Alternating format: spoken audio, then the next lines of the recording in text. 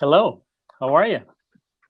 I'm Danny Van Leeuwen. We're going to hang on for a little while here and wait for people to join us in another couple of minutes. I'm Danny Van Leeuwen of Health Hats, wearing my hat today, and I'm glad you could join us. I'm tickled. And this is the second in a series of talks. And the first one was about setting your personal health goals. And this one's going to be about creating your health team. So let's just hang on another minute or so. It's just coming on 11:30, and we're going to give people another minute to join us. Okay. I'm glad you're here. It's a beautiful day. I hope you all got a chance to see some part of the eclipse. It was a quite an experience. The family and some neighbors all sat on the deck and watched the eclipse with sharing one pair of glasses, eclipse glasses. It was a great experience. So if you're just joining us, we're just hanging out for a minute or two, or no, not a minute, just a minute. And we're going to be talking about creating your health team. And this is the second in a series of chats. The first one was setting personal health goals. So I'm really glad you're here. And it looks to me like we have about just a few seconds and we'll start. And I see two people have joined us, and thanks for joining. I'm really excited. We'll start in a few seconds as soon as we give people a couple more, give another few seconds for people to get started. I'm Danny Van Leeuwen, and I'm really glad you've joined us here.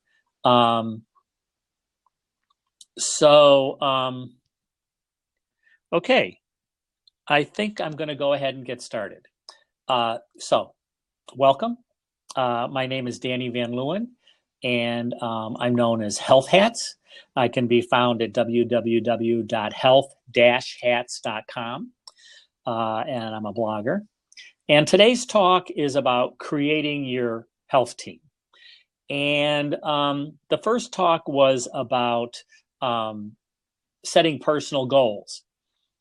So a really important part in health and in the health journey is realizing that you're not alone.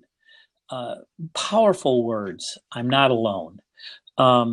It's key to spiritual, mental, and physical health, belonging, having a team. So managing somebody's health, managing the journey, it's a team sport. Health team members are professional and non-professional, medical and not medical. So I have progressive, secondary progressive multiple sclerosis, and my health team consists of me and my wife and my grown sons and their spouses and my sister and my primary care physician, neurologist, a neuro-ophthalmologist, a neurourologist, a cardiologist, a chiropractor, an infusion center nurse, physical therapist, durable medical equipment vendor, retail pharmacist, specialty pharmacists, radiologists, lab techs, insurance company, and all their staffs. Plus, on my team is an acupuncturist, a counselor, and a massage therapist. So there's quite a group of people that help me along on my health journey. Now, you're the CEO of your health team. You're responsible for hiring, firing, and evaluating your team. You're responsible for setting your goals and you engage that team uh, to advise you and to recommend strategies and tactics to manage your health. So your team, which includes you and your family, care partners, and caregivers, have stuff to do on that journey. Diagnose, treat, do other things, learn, and live life. So first, having a team is a mindset. So most of us live our lives and seek help as we need it when we have discomfort or dis-ease. It's a haphazard and disjointed process. And our approach to healthcare changes when we begin to think of all the people we meet on the journey, when we think of them as a team, our team. And it's a team with roles and responsibility accountable to us. So we are the CEO of our health team. There are many places that you can start creating your health team. And that starting place often depends on where you are in your journey. So you could be well, you could be acutely ill, chronically ill, or you could be at end of life.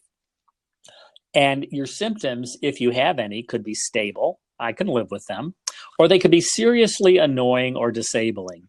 And the worse you feel, the harder it is to pull back and intentionally build or manage a health team.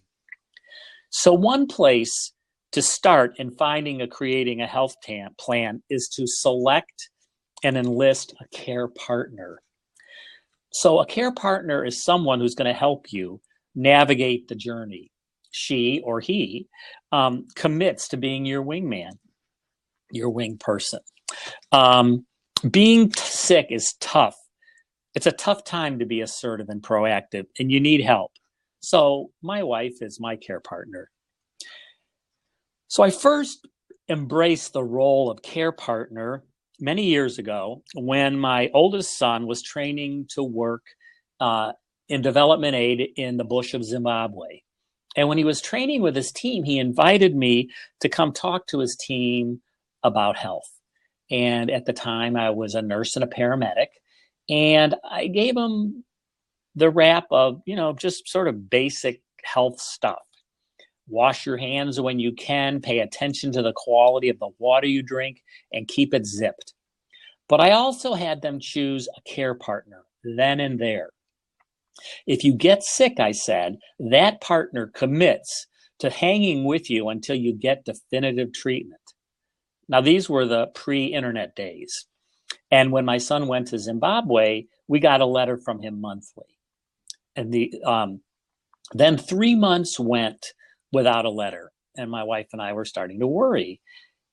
And one day we received a letter, but it wasn't from him. It was from Megan. And Megan said, I am your son's health partner. He has malaria. We got him to Harare, which is the capital of Zimbabwe, and he's being treated in a Western clinic. He'll be okay. That was a care partner. And oh my God, was I glad that we had set him up to have a care partner. So another place to start building a health team is with the primary care physician. And you probably already have one. And so I ask, how do you feel before you go see your primary care physician? Do you look forward to it or do you dread it? And if you dread it, do you dread it because you hate being sick and any visit to any doctor just reminds you that you're sick and you don't really want to face it? Or is it because you dread it because she's a jerk or doesn't listen to you or doesn't talk to you? If the fit isn't good of a health team member, especially your primary care physician, you have two choices. You can make it work or you can find another one. So making a team relationship work better is as challenging as making any important relationship in life work better. Spouse, child, sibling, boss, friend, condo association mate, anybody that you have a relationship with. So with medical team members, there's less time to build a relationship, manage a relationship, and there's almost always a power dynamic. Your provider might not know they're in a relationship with you at all, or they and they may feel superior to you. But if you don't try to change the relationship, it won't. So most helpful might be that you know what you want. You know your health team goals, and you know what you want from your team member. Are you comfortable being the CEO of your team, and do you know your management style? It's important to know how you view yourself as the CEO of your team. Do you want to make all the decisions, or do you want your team members to make decisions for you? I personally am in the middle. As I've said in the last chat we had a couple weeks ago, my goals are to progress as slowly as possible, to do nothing to mess with my pathological optimism, and to keep playing my saxophone. So I want to make decisions that are going to affect those goals. But, having a chronic illness is like putting in a new kitchen.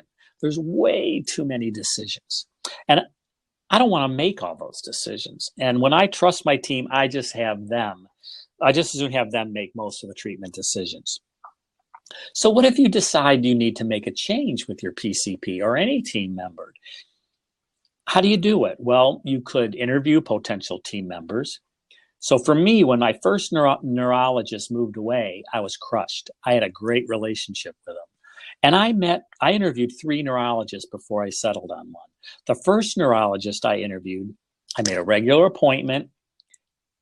That neurologist didn't use portals. Well, I depend on portals to communicate with my docs and their teams. So I went to a second one. The second one dissed me because I used acupuncture and chiropractic. They couldn't relate. Well, the third one was a fit. Another example. So there was a point in my life when I needed a grief counselor. And the first one I went to just popped Altoids to stay awake while talking to me. The second one never talked, and I needed a guide, not a professional listener. And again, the third was a charm. So, it's the work of, there's work in selecting, and it takes time to select one. All right. So, I see that our time is drawing to a close and that there are a couple questions here. So the first one is, this talk is about proactive team development, and it really seems unrealistic. I'm in the middle of my journey. Well, it's really a good point. The trouble with health management is, who wants to think about health management when you're well?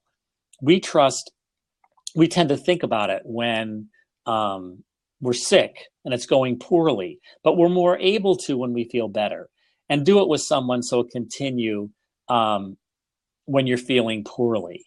So the reason I put the emphasis on the care partner is that no matter where you are on the health journey, you need a trusted buddy to look out for you. So start there. Okay, let's see. I have one other question. I have a chronic illness, and every year I seem to be referred to another doctor. How do I add docs to my team? Well, that's a good question too. The U.S. health system depends on the PCP and your primary specialist as gatekeepers.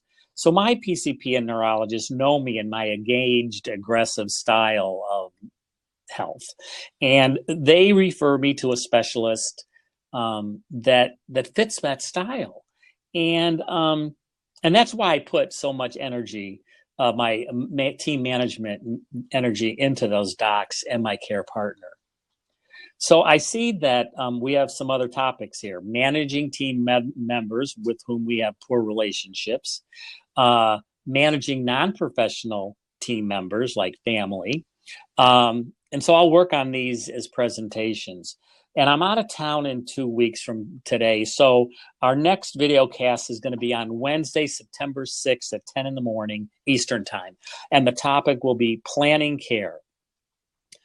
So now that we have personal health goals and are creating the health team, we want to think about who's going to do what and when are they going to do it.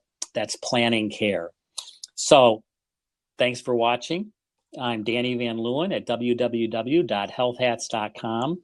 And remember, you are not alone. See you later. Bye.